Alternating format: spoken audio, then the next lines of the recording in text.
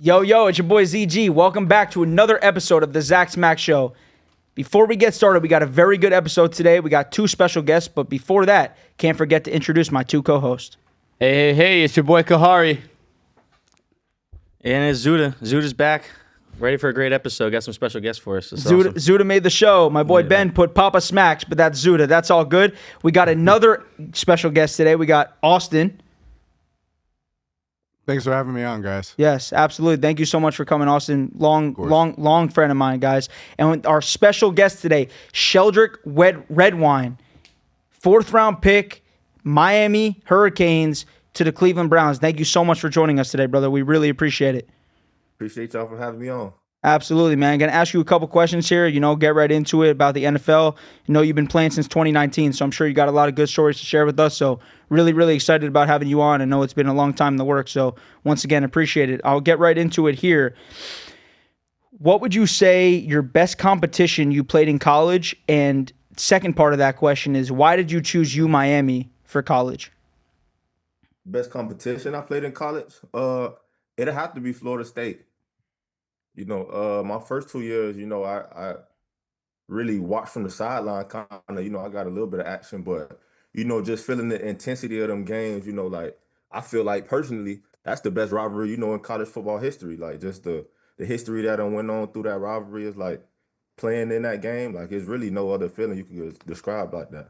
Sheldrick, I have to intervene for a second. I don't take the disrespect lightly that you wanted to say the best rivalry was Miami versus Florida State. You kind of left out the University of Florida, them Gators. That's the better rivalry, just saying. Put some respect on the Florida Gators. Florida State and Florida, you think better than Miami and Florida? Hell yes. Yes, sir.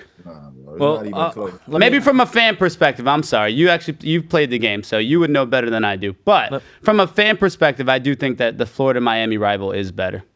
Let me put a little bit of better information real quick. I'm sorry. Former Knoll here. Sorry, Sheldrick. I didn't mean to bombard like that. I'm a former Knoll. I went there for a year and a half. Listen, I was there through thick and thin, man. I love the Miami Hurricane rivalry with the Florida State Seminoles. My favorite. I went to a game in Miami, and I've been to the games in Florida State. I've seen a lot of good stuff. But, yes, I would have to agree with him. Florida State, Miami, that is like a hatred rivalry when you go back into history. I get it. You guys are trying to compete to be better than Florida. I get it. But anyways, sorry about that. Sorry about that, red wine. Go ahead. You good? I wanted to be able to play Florida. I think they played Florida like the year after I left, so I ain't never get a chance to get a Gators the belt. Okay. So let's hear it. What made you choose Miami? Just I'm Miami through and through. I was actually the last person offered in my recruiting class. I got offered like a couple of days before signing day. I was like an emergency offer almost. Wow. But I always just growing up being a Miami fan. Just being able to hear the stories of the U, just watching the competition. Miami it's a breeding ground, for athletes and football in general. So it was for me personally, I was always just like, if I ever got the chance to go to the U, like I'm taking it, and they gave me that chance late, but by the grace of God, I ended up there, and I had to, did what I had to do while I was there. No, bro, that's amazing, dude. And obviously being a 4th-round pick is incredible. I mean, being drafted, getting to the NFL, obviously we all see the statistics of how hard it is to be a pro athlete. So if you could just touch a little bit on that to the viewers, like how hard is it really being a professional athlete? Like what does it entail? Like just if you can explain it to us, that'd be great. Really discipline, self-discipline, being able to take coaching, not being able to, not take criticism personal. That's a big thing, because you're gonna run into different types of styles of coaching. When I was in high school, my head coach was my older cousin, and my defensive coach was my stepfather. So they stayed on me like, I had personal issues coming up in team meetings, stuff that happened at home coming up in team meetings. So, it was always, for me, it was always like they stayed on top of me like I got pounded, So it was just that, so that I feel like that built me to where I felt like I went through like a lot of trials in high school. So it like kind of built me to be able to take coaching from any form and level, so that'll be one thing, like just that discipline, that self-discipline to, I like just seeing where you got to go. Like I want this, I want this, I want this, I want this, and working towards that, and then just being able to have, put them blinders on, just being able to block out the noise and then just lock in on whatever it is you got to do. Sheldrick, help me remember. You played under Coach Manny Diaz, right? He was my defensive coordinator. My first year, it was Al Golden. So you played under Al Golden. Okay, so you had the Al Golden era. What was it like? Because I know that Manny Diaz eventually ended up taking over as far as the head coaching position. What was it like playing under Al Golden? Because that's another name that, blast from the past you haven't heard in a while. Golden was a good guy. I liked it. He wanted to recruit Miami heavy. So we had a lot of people who was, from Miami that I grew up with. That I grew up playing against. Older guys. So he loved Miami. He understood the job that it took to go to Miami. And Miami come with, it come with a lot of pressure. If you're not winning right away, them seats will be empty. But For sure. As soon as you winning, and everything look good, you got a packed out stadium. You playing in front of a sold out crowd, so he understood that, and like he was good. I like playing under him. All of my coaches that I feel like at Miami, they put us in the best position that they possibly could put us in to try to win. I mean, what would you say in terms of like just culture? Why has there been such a tenure of different coaches throughout the last, decade or so? You got Randy Shanahan, you got Al Golden, you got Mark Richt, you got Manny Diaz, all these coaches that have just come throughout the last. What do you think is missing as far as the coaching or the culture at the University of Miami? I don't think anything missing as far as like the coaching changes. I just feel like, the city put so much pressure on you to just win immediately. So if you're not winning immediately, it's like they already looking towards for the next person. Like who the next best up. Because it's like I was saying, like it's a breeding ground for football. It's a lot of great coaches that come out and a lot of great players, that come out. So it's like if you're not doing something for us immediately, the city will overlook you right there. For sure. I love that. Let me ask you this quick question. So you played for some teams. You played for, if I'm wrong, my research, you played for the Browns, obviously drafted. I'm a Steeler fan. So I don't know. I know that you played 12 games your first year, right? Mm-hmm. And you play any of those against Pittsburgh? How was that?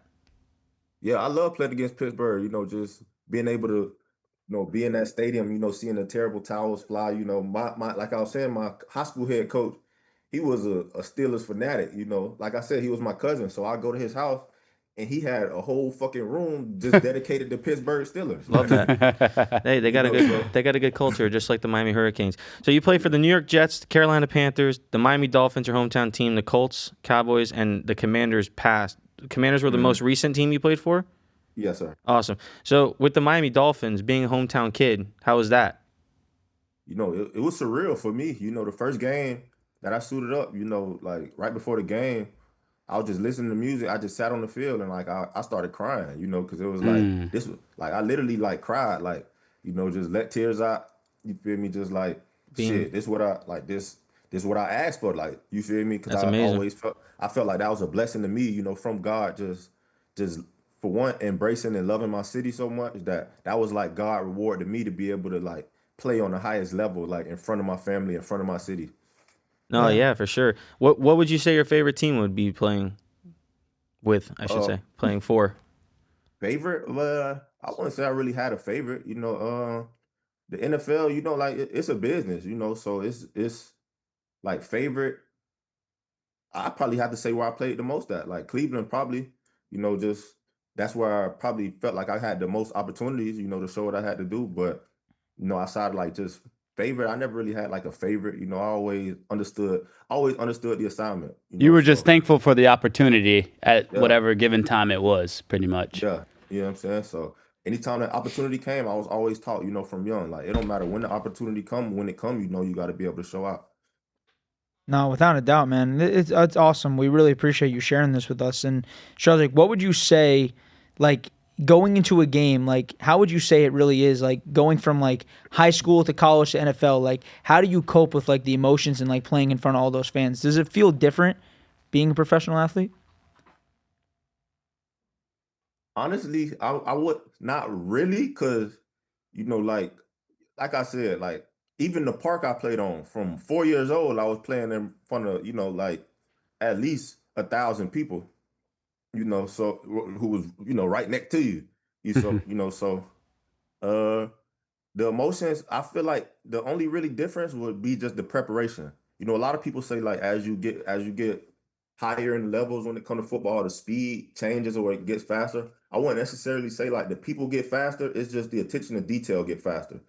So like a misstep in high school that just your athletic ability could allow you to win a rep, when you get to college, you might not win that rep. And then when you get to NFL, you miss that step, then now you exposed. You get what I'm saying? So it's No, like 100%. it's just like the attention to detail and like, just a false step. One false step could be the difference between a pick six or now you're getting scored on. You get what I'm saying? So it's just really the attention to detail and just honing in and being like exactly where you're supposed to be at that time. Cause like on little league and high school, your ability can make up for a lot of stuff that like mentally you might not be able to like progress with. Who would you say you still talk to the most in the NFL right now? Who's like your closest friends that you still chill with? Who I say? Wanye Thomas from the Cowboys. Uh, DJ Montgomery from the Colts. Mm-hmm. Okay. Who else? I mean, I got a good relationship with a lot of people. Honestly, It's amazing, for man. one, I feel like a lot of people respected my game from even if I didn't feel like I played in the game as much as I felt like I should, but just people who've seen me like on a daily basis, my practice habits. You get what I'm saying? So I feel like I gotta respect like that. I garnered like a lot of respect, I feel like, from the league, from just one, my practice habits, and two, my style of play that people did see when I was able to put it on display. But yeah, Wanye Thomas, DJ Montgomery, who else? That's just like off the top of my head. You talked to Terrell Hanks Jr. at all? Yeah, that's my guy. We Yeah, came yeah. in at the Senior Bowl together. No, man, that's cool. Yeah, we had him on the show. Yeah, he's an awesome guy, man. I still talk to him all the time. No, I got a funny story about Terrell Hanks. Let's hear it. At the Senior Bowl, we had a magician at the Senior Bowl. No, a hypnotist at the Senior Bowl, and I still got this video in my phone to this day, and I still laugh at it. He got the dude put like a hypnosis, like they do like crowd hypnosis to where if you fall into it, like they'll bring you into the stage. So it could be like they'll do something, they'll do like a what is it called? They'll like basically do like a hypnosis right into the crowd, and then if you fall into it, they'll basically like take you to the next stage of it. If you don't, you just watch the rest of the show. And he fell into it, like him and like probably like 6 other people. So it's real. Yeah, it's real. It's definitely real. Ask him about it. If he remembers, right? Yeah, if he remember. He should. Shit, if he don't, I'll remind him. I still got the video. But he had them doing like a damn, like he had them imagining like they had like fucking like pets, like they were doing like a pet show. And like the whole time, like he had like a meerkat or like a baby monkey or something on his shoulder. Like one of the dudes like had like a cat or something, and he was like it's nothing right there, but the dude like, do this, yeah, like clapping. And then he brought Terrell on. He was like, what's your name? He was like, Terrell Hank. He was like, okay, like what's your pet? He was like, I got a monkey. He's like, okay, well let's go. He was like, clap it up for Terrell, this monkey. He clapping it up for him in the monkey. Oh Lord. Like let's see him. Let him out. Let's see what he do. He just put him out like in front of the stage. He just like, and there's no monkey. yeah, no monkey. And then he just jumped back on his shoulder. And he walked back around and he just sat back down to the seat. I'm like, ain't no fucking way I just seen this. Jeez, that's crazy though. That shit was hilarious. I definitely got to ask you too. So what was it like in your tenure with the Dolphins playing under Brian Flores? It was good. I liked it. Flores like a real defensive minded guy. And his coaching style is, like I was saying, like what I'm used to, hard-nosed coaching, like no complaints, you just got to get it done, so that's always the type of coaching that I felt like I flourished under because, sometimes, especially when you're at the highest level, sometimes guys will try to take advantage, just slack around, but I'm like, you at the highest level, so right now is not the time to slack. You at exactly where you asked to be at, so when you playing around like at the highest level, shit, like you bullshitting, to be honest. But Flores, I like Flores. He was a real defensive-minded coach. Like, he going to send a blitz at your ass. So I like that. Yes, sir. Cool guy. So speaking of Brian Flores, he sent the blitz to Tagovailoa's ass. He didn't like him too much. So do you think that Tua could make us maybe possibly win a playoff game yet? Or Yeah, that's a good one. I was just next on waiting. that. I'm older. I was I'm next on that. 34, so I've been waiting a while. What do you think? What's your honest opinion? You still watch? You watch around NFL? I'm sure, right, Redwine? Yeah. What do you think about Tua? Honestly, I think people don't give Tua enough credit. For one, I've seen it from a free safety standpoint, being like playing against him. He real smart when it comes to the game. He real detailed when it comes to the game, and he doesn't get enough credit for his arm strength. I don't see him make some throws like the Tyreek Hill, where he just let that shit go, and that shit, like, you'll be like, what the fuck? You get what I'm saying? But people are, like, oh, they question his arm strength and stuff. I'll be like, nah. I feel like he don't get enough credit for his arm strength. He a real good leader, like when he commands a huddle, that's something that is hard. Like, I ain't gonna say it's hard for quarterbacks to do, but some quarterbacks, they don't really command a huddle. You get what I'm saying? He command the huddle, he command people's attention. And shit, he tough. Like you seen, like he done came back, from some crazy stuff that we done seen. Would you have come back? So, would I have came back? After the second or third, concussion, where his fingers were. I'm not even being funny. I just was trying to describe that one. If they was throwing me his contract. Okay, we're back, baby. that's what it is, bro. It's about the money, huh? Yeah. I mean, at the end of the day, that's all it's about. I also think too, though, that you look at it, the type of player that Tua is. I think he likes to compete. So I think at the end of the day, whether it was for the money or if it was for not, I think that the guy he loves the game of football. So I think that it's going to be hard for a guy like him to try to take him out of the game when you have his parents, his wife, his family telling him like, hey, actually we don't know what they're telling him, but I'm just saying if you had to speculate, that the guy has love for the game. So I appreciate a guy like Redwine coming on here and just because we hear a lot of people that just critique and criticize, especially a lot of people that haven't played the game. But to hear you say that the guy's a competitor, he can throw the deep ball, he actually is talented. It's refreshing to hear. So appreciate you speaking truth on that. Yeah, and he accurate than the motherfucker. Like, I don't know, I can curse on here. Oh, you been cursing now. Don't switch up now. Don't switch up now. It's like my third one, so I just had to make sure. But nah, like, yeah, he and his accuracy too. I done seen the quarterback. He got that confidence to wear snake eyes. Like anytime a quarterback's throwing snake eyes, you can kind of see, like a confidence level in their play. Some guys just look like just stare down one look.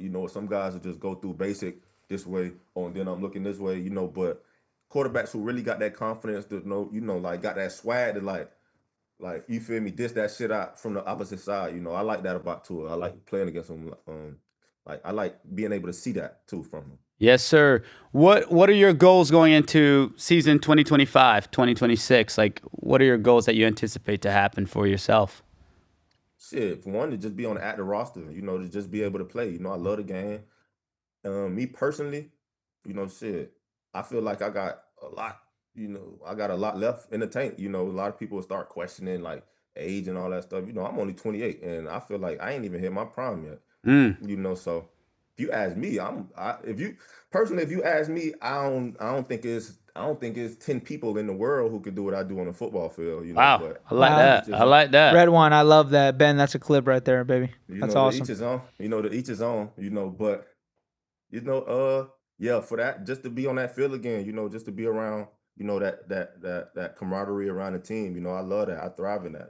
So you feel me? I feel like I said, Miami a breeding ground. So like you ask most people in Miami, like when their relationship with football. I feel like I was born to do this. You know what I'm saying? There's so much outside of that. You get what I'm saying? But yes, sir.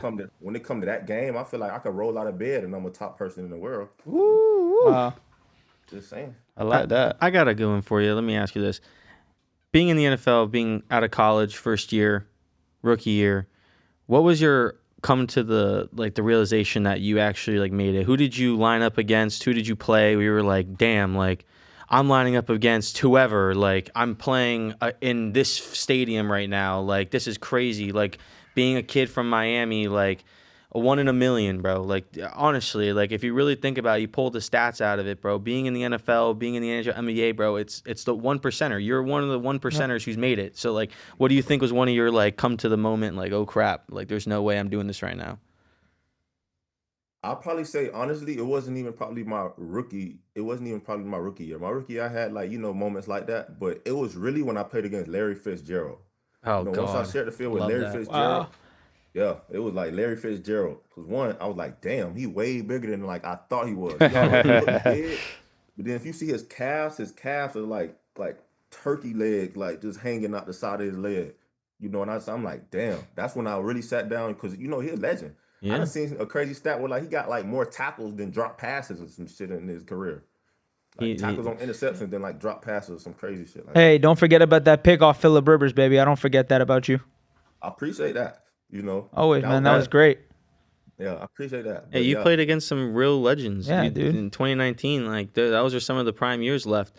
And I mean, like, how many interceptions did you end up having?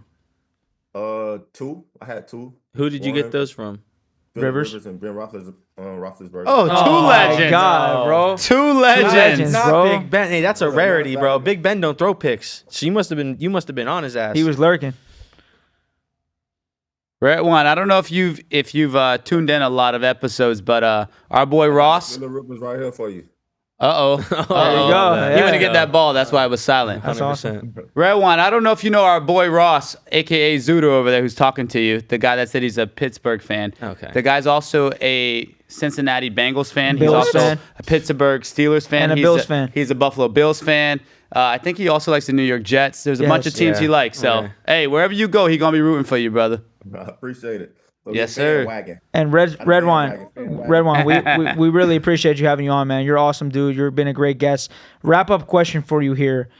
Tell us a little bit about what you're doing right now in the world with your businesses, because obviously we can't, say how great it is. I mean, NFL athlete to what you're doing right now and still going to be in the NFL is incredible. Tell us a little bit about that AI B2B business for the viewers to know that, it's amazing, man. It's the future of what you're doing. Just wrap up question on that. Nah, yeah, I appreciate it. Yeah, basically, so I build AI workflows. Anything AI essentially. AI avatars, clone voices. I've always been somebody that always try to stay ahead of the curve. So I just see and I try to get an understanding of where the world going. We got people that's trying to take us out there.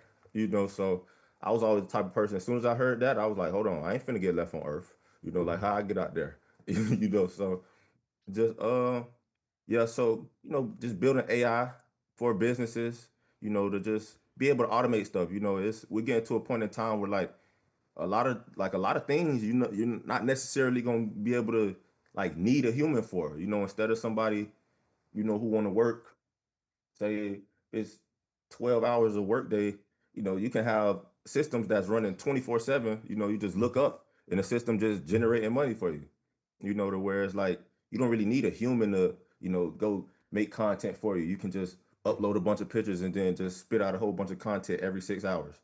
To where you don't have to pick up every call. You don't have to if a dude is a barber and he's cutting hair, he don't have to answer his phone anymore to just have to, oh yeah, talk, hold on, let me call you back. Let me call you back. No, you can, forward it and you're gonna forward it straight to a robot who will book the call for you and get and schedule and qualify everybody, for everything that you need, So I feel like Red that's Wine what, GPT. Redwine GPT, I already Hey, built man, it. that's awesome, man. That takes a different level of thinking, and it's amazing what you're doing. We want to all thank you from the Zach Smackz Show for having you on this episode, bro, and a lot more to come with all of us, bro. So really appreciate your time. Really appreciate your time, brother. Appreciate y'all boys, man. Yeah, man. I appreciate We'll it. be in touch, all right? Good luck, brother. Good Yeah, luck. I We'll be gotta in get touch, to that Redwine. studio. What was that? I said I gotta get to that studio. Oh, Yes, yeah, bro. please, Of course, please. bro. No, we'll link up. I appreciate you, brother. Nah, We'll for be in sure. touch. Most All right, definitely. Redwine. Be easy. Appreciate it, brody. Yes, sir. Yep. All right, boys. So that was Sheldrick Redwine, 4th round pick, Cleveland Browns, stud, awesome guy. Hope you guys enjoyed that. So we're going to get right into the regular show here. We got my boy Austin. We're going to throw it right to him. He's an NBA guru, best three-point shooter. Wager any amount of money, he'll smack you. No fucking question asked. Austin, tell us about the NBA Finals. Break it down, what you've seen thus far. Tell us who you think's going to win and why.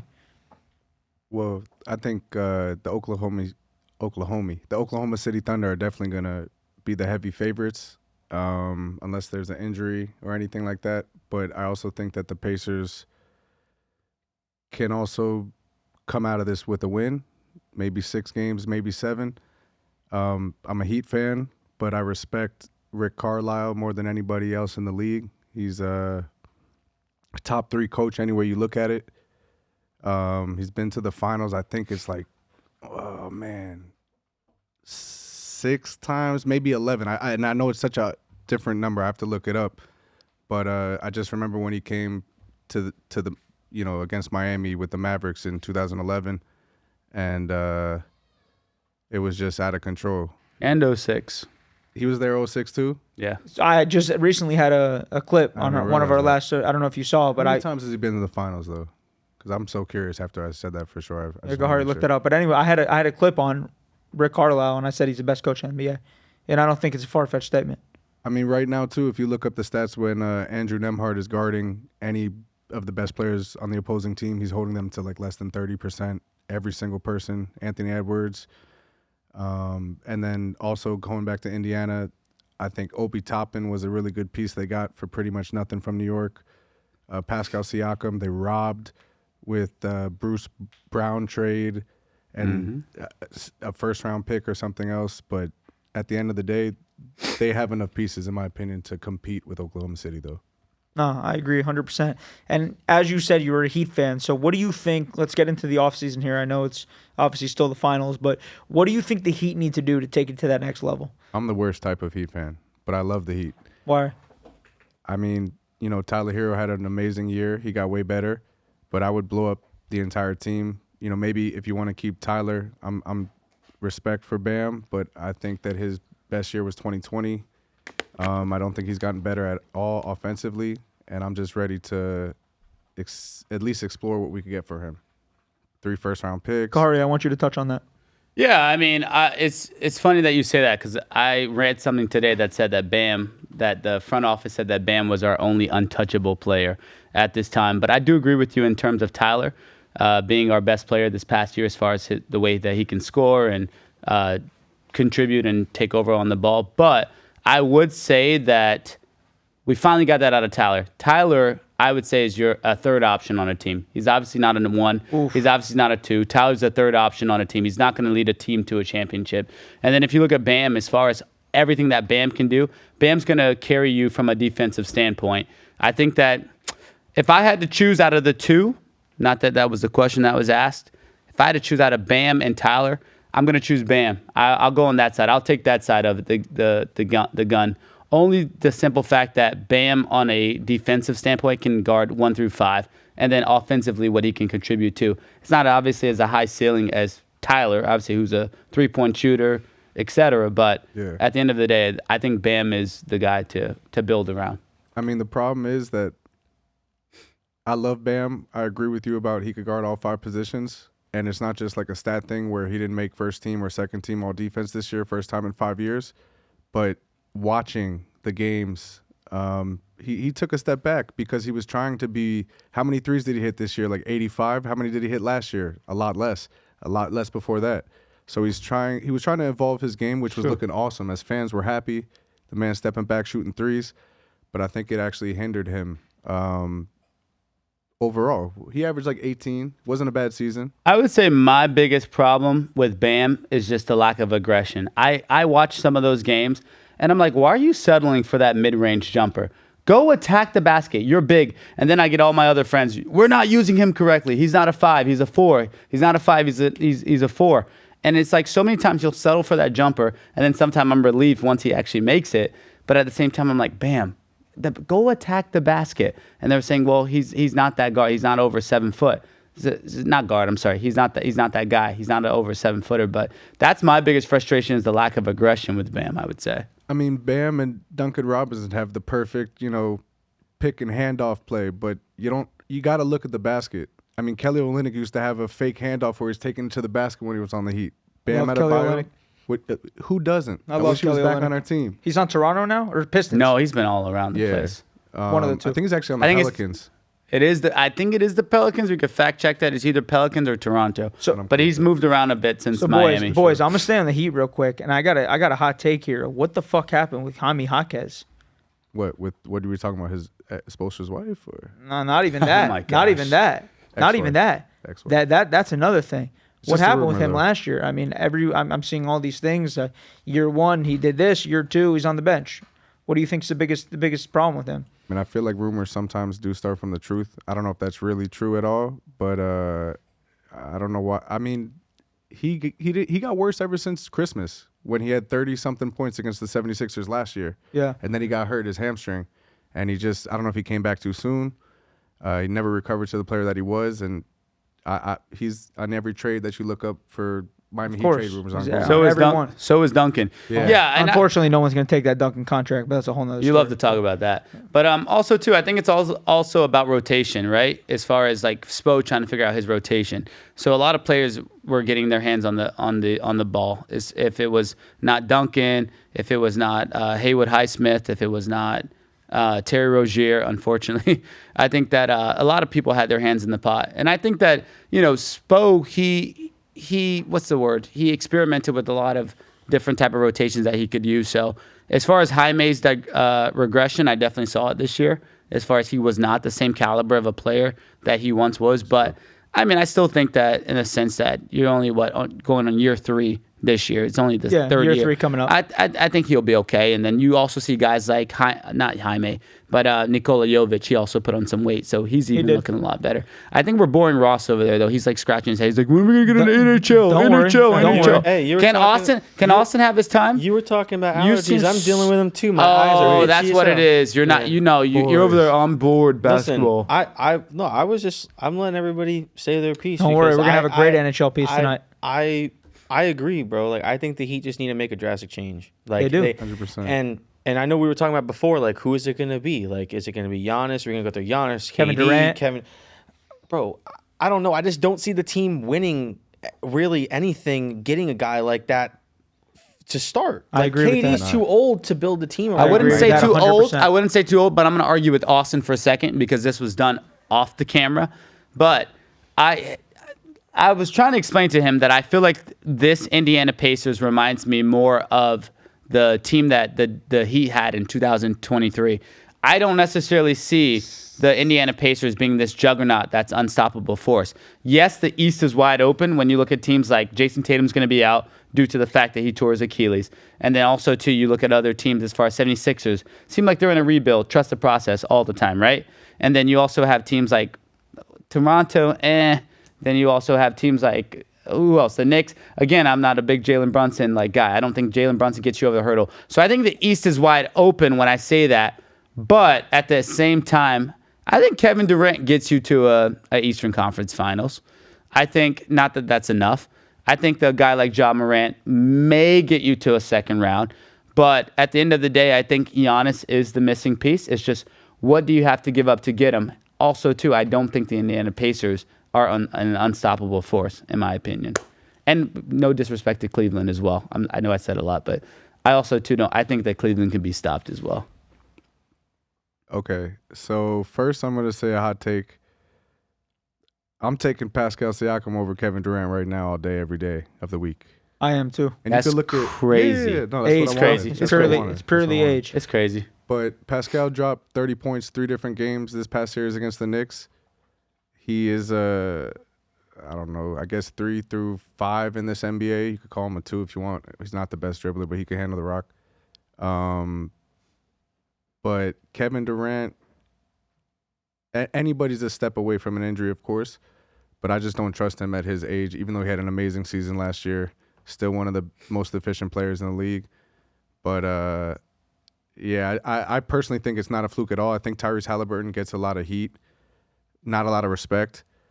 I don't know if it was a year ago or a year and a half ago when he was literally dominating the league, and then he hurt his leg. And when he came back, he just kind of wasn't the same player. And then he's kind of rebuilding that. He's one of the clutchest players in the NBA. Agreed. I said 100%. that. I said that on one of the episodes also too. And then you also look at too, like he was getting a lot of slack during the Team USA run over the summer. Play. He didn't play. He barely played, but Tatum everyone didn't play either, right? Tatum didn't play at all. Either. Tatum barely got played, played but a few minutes. I would but- say when Tyrese was out there, like he really was. I mean, if you look at the numbers, he really wasn't contributing to. They were like he was a waste of a roster spot. You could have had so many other players play. But I do agree. I said that on the last episode. I do feel like Tyrese Halliburton has that clutch factor in him. As to where I like him over a Shea, I like him over Shea Alexander. I like him over SGA. I do. I really like him over SGA. That was one question I was going to ask was, are the Pacers going to be able to control him enough to win a series? SGA? Yeah. Do you think they will? Because dude, I mean, He's incredible. They're gonna throw Aaron Naismith and Andrew Nemhard at Shea, in my opinion. Both bodies at him the whole time. They're two amazing defenders. yeah, but then they have Chet, they have Dort, they have all these guys Indiana's using score. Thomas Bryant. We didn't even use him on the bench, and he hit 3 threes the other night. Bro, You know at who the I end saw of was the on the day, Pacers? I'm sorry to cut you off. No, You know, no, I go. saw on the TV. Something James, the old guy on the James Johnson. James James Johnson. Johnson, Oh, yeah. James Johnson. He's on Yeah. the, I He'll see beat him. all of us That's up a Heat there. legend. I see him on the I see him on Pelicans the Heat. And legend, too. I was like, who? I'm like, why do I know this Why guy? is he there?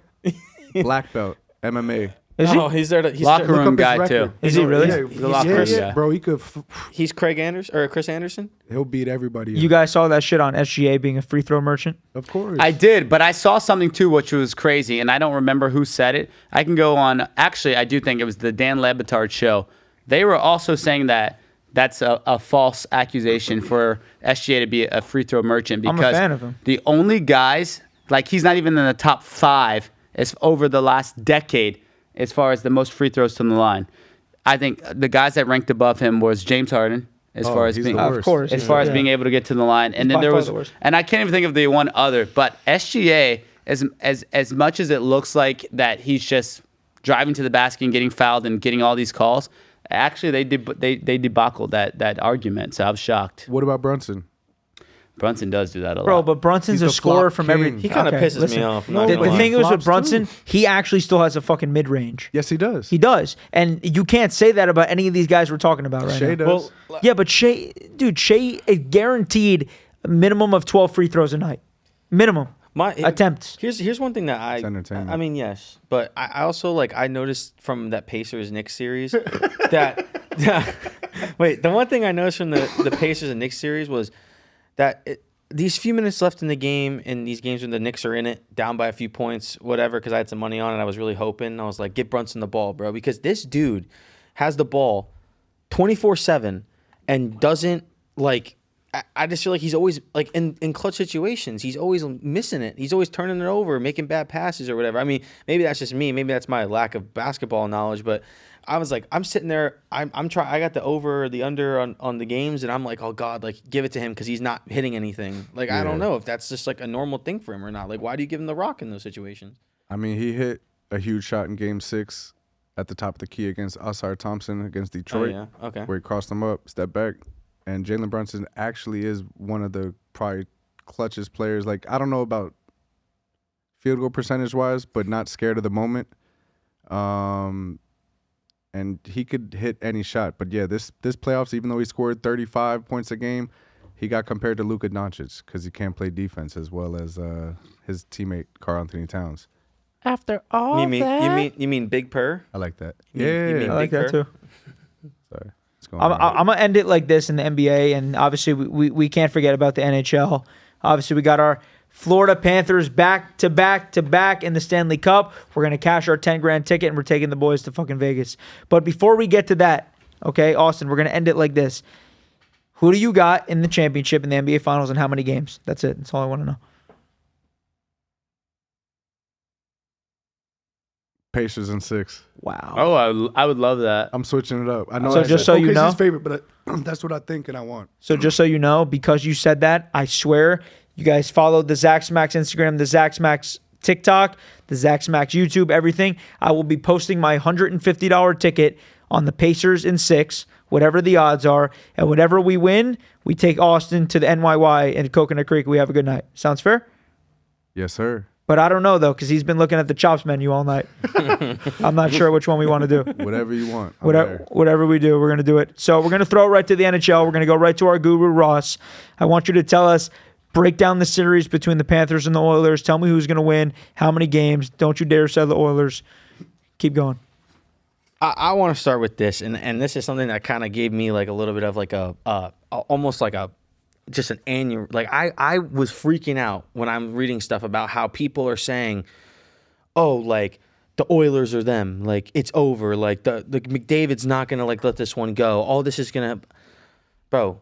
If you actually think that the Florida Panthers are just going to sit back and go nuts, like are you like, people are out of their fucking minds if they think the Panthers are going to sit back and let them run this show. The Florida Panthers, as we talked about many times, are the most dynamic team in the NHL. You can play fast hockey, you can play slow hockey, you can play physical hockey, you can play all defense. The Florida Panthers have it all. Okay, they have better goaltending, they have better defense. Maybe they don't have Connor McDavid or Leon Draisaitl. Oh, okay, but our third and fourth line will for sure beat the shit out of their third and fourth line. Amen. So never in a million years would I ever say that I think the Oilers are going to win. Listen, am I nervous? 100%. It's the NHL. It's the Stanley Cup final. The Edmonton Oilers have been nothing but dominant. But let me tell you something. You have to win the same amount of games, no matter how many games you lose. Both teams have won their respective games. Both teams have lost their respective games. It doesn't matter. Never, ever count the Panthers out right now. They are the dynasty, and what Rod Brindamore said, the best thing, they are the standard in the NHL.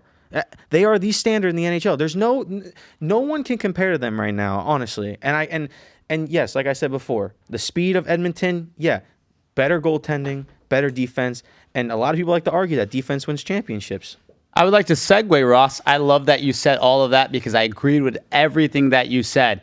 Because they're like, you think Connor McDavid is going to allow this? Is he going to lose back-to-back? Hey, Connor McDavid is one person. The Florida Panthers are a whole unit to be reckoned with. And I love that you said that because I actually have a list of everything that I think that we do better as the Florida Panthers. You ready for it? Yeah. Between us, I believe Florida has the better goalie. That's 100% true. I believe Florida has the better defense. That is true. I believe Florida has a better offense. Okay, that's fine. We'll keep going. Oilers, I think the only thing the Oilers have over us is the better power play. 100%. This year. That is one thing, Kahari, I'm glad you said that because I can't fucking stand this shit. We are in a tight game against Carolina, Toronto. We get these clutch calls like, oh, thank you, NHL, for giving us that call. Yeah. And then you screw it up by having them dump the puck 6 times back the other way. Sure. You had the best power play in the NHL last year. Sam Reinhart scored all his goals, and then now all of a sudden you can't score? Nope. Also, too, I think we also have the better penalty kill. Yeah, our penalty kill is disgusting. But if you look at our 2024 roster versus our 2025 roster, let's talk about some old timers that are no longer on the team. You had Oliver Ekman-Larsson, no longer a Panther. You had Brandon Montour, who's no longer a Panther. Vladimir Tarasenko, and then you also had Anthony Stolarz, right? Now, you look at this team of what we have, and I sent this to you, Zach, the other day. We have Seth Jones, great defensive man. We have Brad Marchand, our beloved Brad Marchand. Oh, what a rat. You also have Nate Schmidt, and then you also have Jesper Boquist. If I just go based on the first two names that I said, Seth Jones and Brad Marchand, I think just those two players alone, I'm not saying that they trump all 4 players that we lost, but those are huge upgrade names. Nate Schmidt and Jesper Boquist are just 2 upgrades. That's just the icing on the cake. The upgrades that Bill Zito made to this also, team. AJ Greer wasn't on my list, but that's another name. That's another one. I was about to say, the additions that Bill Zito made to this squad are must need. Whatever way you want to say it is that we had to have them, right? He did what we had to do. He made the calls and he got this stuff done. I think out of the only guy that I would want on our team from last year, who I still to this day can't believe they got rid of. Monty. Not even. Couldn't afford him. They couldn't afford him. Okay, I'm saying Ryan Lomberg, bro. Yeah. That dude. Signed a 2-year, $2 million deal. That dude. Shout out Josh Cantor. He loves Ryan Lomberg. That dude. I can't. He was the energy, bro. But you have that, and I'm not being disrespectful to Ryan Lomberg. We would love to have you on the show. I just feel as if you get that energy and spark with other guys as well. Yes, he was such a big Florida guy, but you still get that with new guys like Marchie. Gatchevich. Marchie has taken that on. There's a lot of guys that have taken on that identity. Yeah, and Greer. It's just I don't know. You look at his presence on that team last year. Sure. Whether he was playing in games or not, he's in the hallway. He's with the team. He's hyping them up. That's what you need, bro. You get that You also need that. though with Chucky and Barkey. 100%, You get that but calmly it's with not- Barkey, but you like I also said- get that more charismatic with Chucky. But and I'm not to cut you off. I'm just looking at time. I do propose a question to you both. Is Sam Bennett worth $10 million? I'm going to answer that question, and it's going to have to be an answer for the future. It depends on how he performs in this final. He hasn't showed you enough. Brother, I disagree. And no, not saying he hasn't shown me enough, but you have to make a decision on whether or not you're going to keep Sam Bennett or you're going to keep Brad Marchand. And don't think you have to unfortunately, choose. they have both played unbelievable in this playoffs. You have to pick, because you can't. Sam Bennett has proven enough to get paid, and so is Brad Marchand this playoff. So it depends on who you want. Ross, I'm sorry, I have to cut you off. You're looking at completely two different players on completely two different time frames.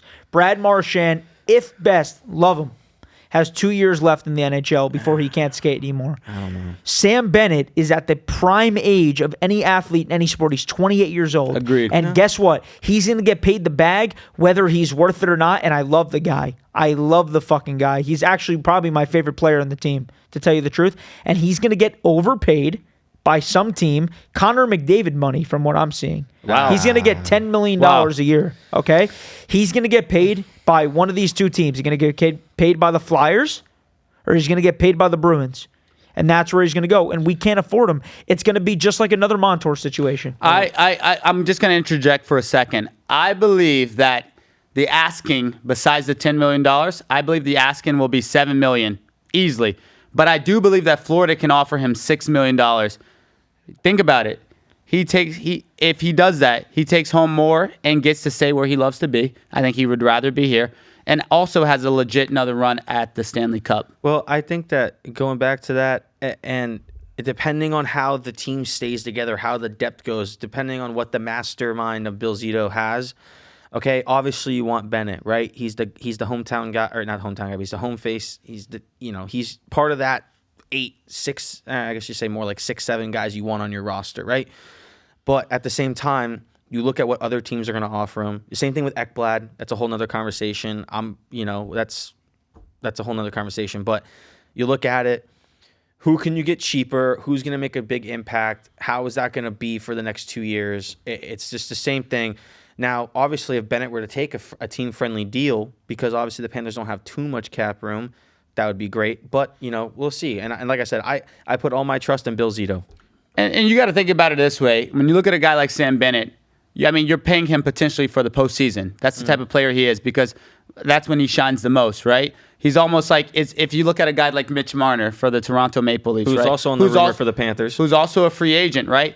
Mitch Marner gets you through the regular season, but doesn't show up postseason. 100%. And I would also say that Sam Bennett is there during the regular season, but he shines most postseason, right? Yeah. Could you agree with that? Yeah. But you also do not ever underestimate Mitch Marner. He is arguably a top 10 player in the NHL. 100% he is. And if the Panthers were to land Doesn't him, show up postseason, though. We're not going to land bro, him. that fucking team doesn't show up in the postseason. Okay. Not just him. Well, maybe But, he will for the Florida listen, Panthers. if he were to come to the Florida Panthers, won't. I would bet. I put all my money on the Panthers winning fucking 4 in a row.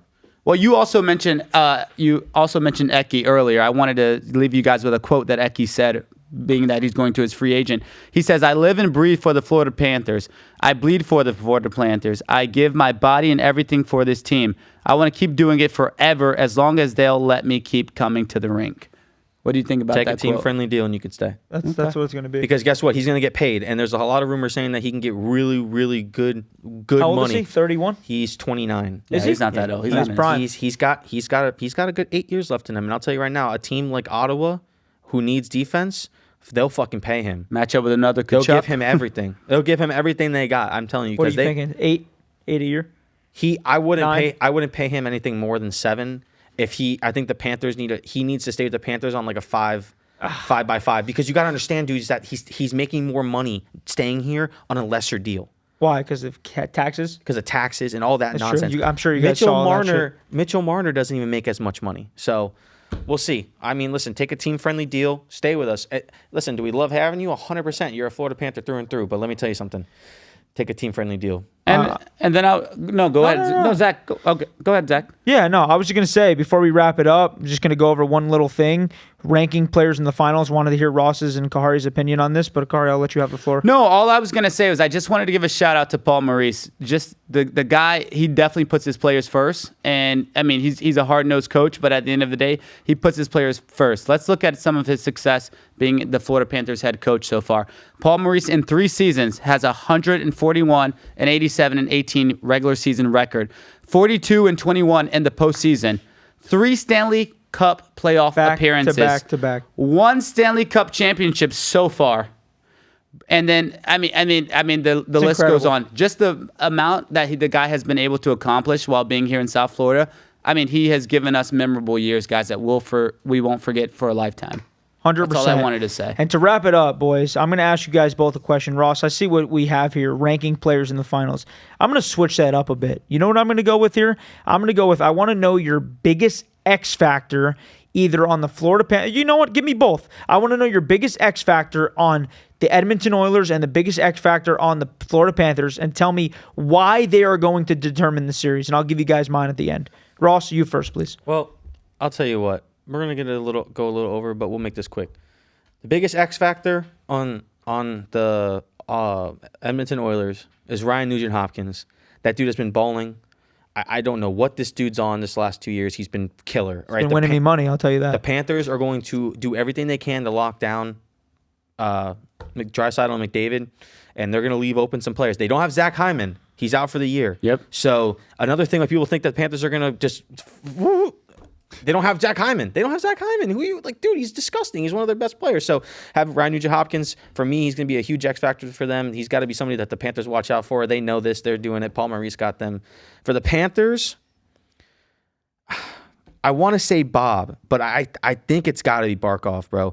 Barkov, he's been so good, making great plays. He's going to keep it up.